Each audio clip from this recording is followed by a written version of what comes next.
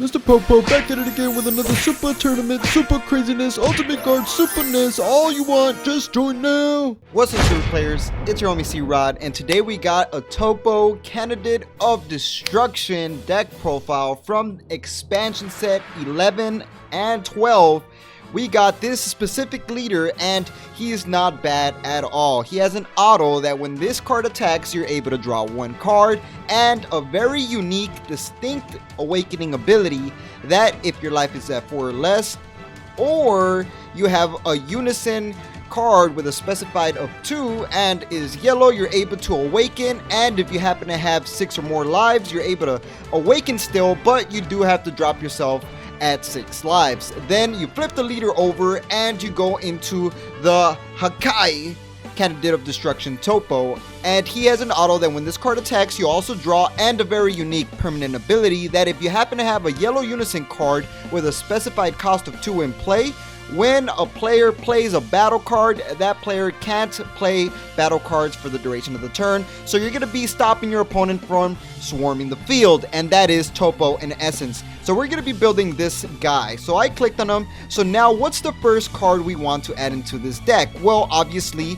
we function with a unison card. So the only unison card available at the time is Vegeta Unison of Fury. And this card is like yin and yang with TOPPO and Vegeta, just like in the anime. And this card, what it does is a once per turn activate main ability that when you choose this card or one other battle card, switch it to rest mode, and you're able to add a marker to this card. So the new unison cards, you add markers to activate abilities and take away markers to activate even more broken abilities. So you're able to add a marker by switching cards to rest mode, or you're able to take away markers to give this guy double strike, a 5k boost, and dual attack, meaning this guy's going to be able to finish your opponent off, and he is one of the finishers of the deck. We're going to be running 4 of these because you definitely want to see this guy, and you definitely want to play out Vegeta. So 4 of those unison cards. So after that, we're going to be going up here and we're going to be adding some more universe members, and we're going to add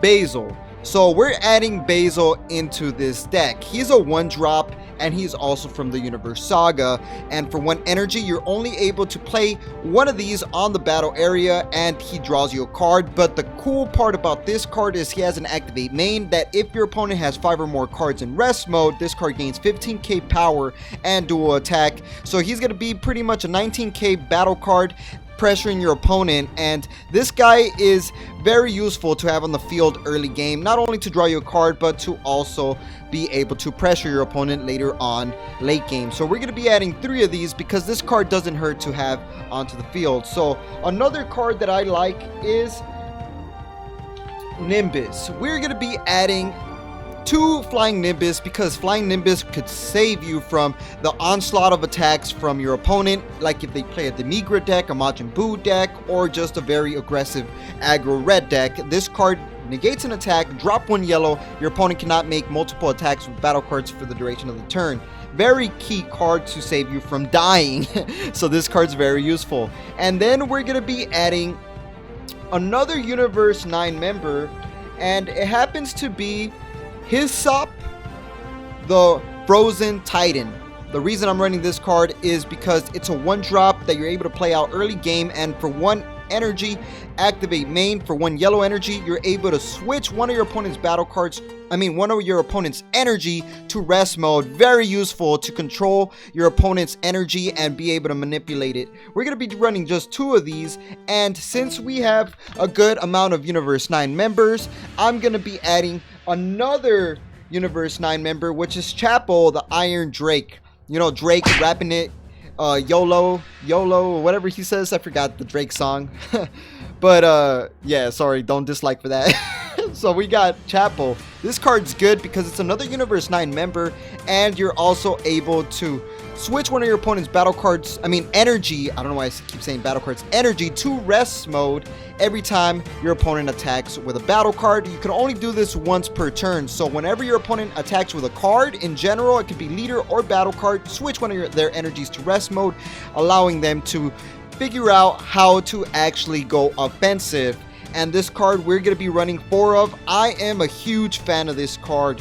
Very, very powerful, and it's a 2-drop, and in order to bring them out, we are going to be running this extra card, Universe 9 Assemble. Universe 9 Assemble is a card that you're able to activate for 2 energies, and you're able to draw 2 cards, and if all your opponent's energy is in rest mode, you're able to choose 1 Universe 9 member in your deck with an energy cost of 2 or less and play it. So you're going to be able to play the Hyssop, or you're going to be able to play the Chapel or the Basil. Either way, you're going to bring out a card, and you're also going to be able to draw cards. Very useful. We're going to be running just 3 of these cards, and we have a good amount of Universe 9 cards in here for a target. But now let's talk about actual Universe 11 cards, which is TOPPO. So we're going to be adding Casserole, because Casserole is not only tasty, if I'm not mistaken, I think it's a dessert dish.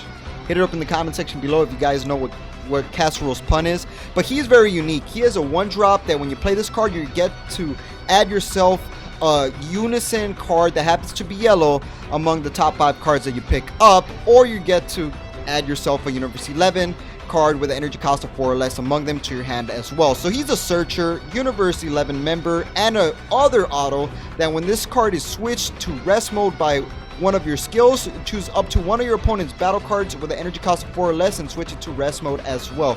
So this card works very well with the Vegeta Unison to not only add markers but to activate Casserole's auto. And since this card works well with Unison, we're going to be running 4 of these.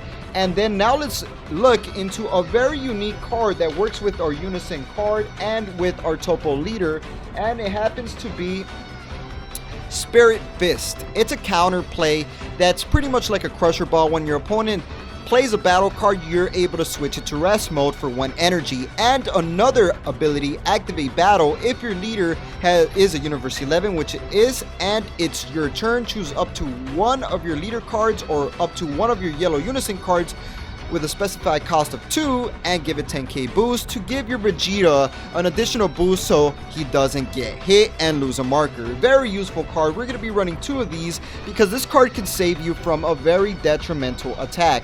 So now let's add some more Universe 11 members, and another Universe 11 member that I'm going to be adding is Dispo, the Flash Striker. This card is so darn good with TOPPO. He's a Universe 11 and he's critical, and this is the key part. Activate main. If you have a yellow Unison card with a specified cost of 2 in play, which is our Vegeta, and you have no battle cards in play, you're able to play this card from your hand without paying its actual energy. So you got a 15k critical attack going to your opponent's face for free. Very good. This card is one of the main cards we want to spam out onto the field, and we're going to be running 4. So must run, in my opinion, for any deck is this Great Ape Son Goku Saiyan's Instinct.